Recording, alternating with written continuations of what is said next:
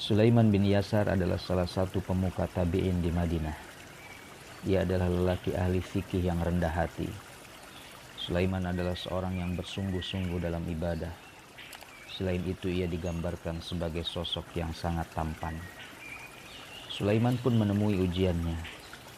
Dikisahkan tentang fitnah yang pernah menimpa Sulaiman. Suatu kali ia pergi ke pasar. Kemudian ia dipanggil seorang wanita yang amat cantik. "Kemarilah wahai Sulaiman." Lalu wanita itu mulai merayunya. Sulaiman hanya berdiri mematung sembari menangis dengan kuat. Setiap kali wanita itu mendekatinya, Sulaiman terus mundur sambil menangis dengan kuat. Wanita itu pun terkaget dan mencoba mendekati lagi Sulaiman. Ia kembali mundur dan semakin menjadi-jadi tangisnya. Melihat reaksi Sulaiman itu, sang wanita pun akhirnya pergi meninggalkannya. Melihat Sulaiman terduduk dan menangis, temannya lantas menghampiri. "Apa yang engkau tangisi, wahai Sulaiman?" Sulaiman menjawab, "Aku menangis karena kesedihanku terhadap diriku sendiri." Jika kita ambil ibrah dari kisah tersebut, apa yang akan kita perbuat seandainya kita berada di posisi Sulaiman? Rasanya ujian seperti itu amat mudah kita temui hari ini.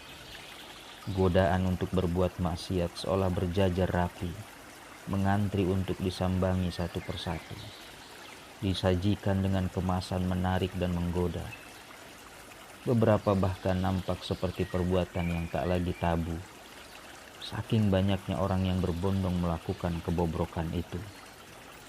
Saat aneka rupa godaan terhidang, ujian besar adalah soal bagaimana kita menjaga diri.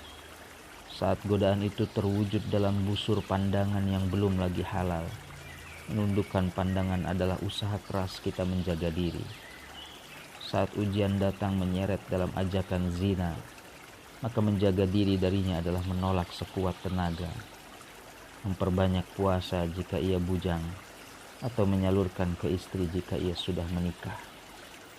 Saat fitnah mampir dalam wujud harta dari jalan culas namun berlimpah, qanaah dan zuhud adalah cara kita menjaga diri. Setiap godaan selalu ada penawarnya. Setiap ujian senantiasa tersedia jalan keluarnya. Tinggal jiwa kita memilih condong kemana. Sungguh, Allah Subhanahu wa Ta'ala tahu seberapa kuat ikhtiar kita dalam menjaga diri. Niat dan keseriusan kita dalam membentengi diri dari berbagai godaan semoga berbuah pahala yang besar dari sisi Allah.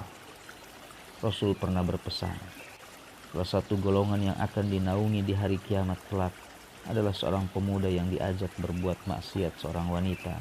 Kemudian ia berkata, "Inni akhafullah." Sungguh aku takut kepada Allah.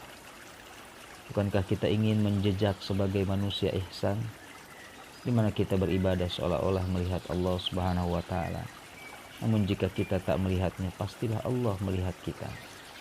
Allah Maha tahu seberapa kuat keinginan kita dalam menjaga diri. Rupanya seorang mukmin tak dituntut hanya menjaga diri. Jika ia memiliki imunitas terhadap godaan, maka ia berkewajiban mengubah godaan tersebut, supaya tak lagi ada korban-korban lain yang daya tahannya bisa jadi sangat rapuh. Pekerjaan kita tak hanya berhenti dalam menjaga diri, namun mengubah keadaan sesuai kemampuan. Jika melihat kemungkaran, maka yang memiliki genggam kekuasaan harus mengubahnya dengan tangan. Jika tak sanggup, ia wajib menasihatinya dalam tutur kata nan baik.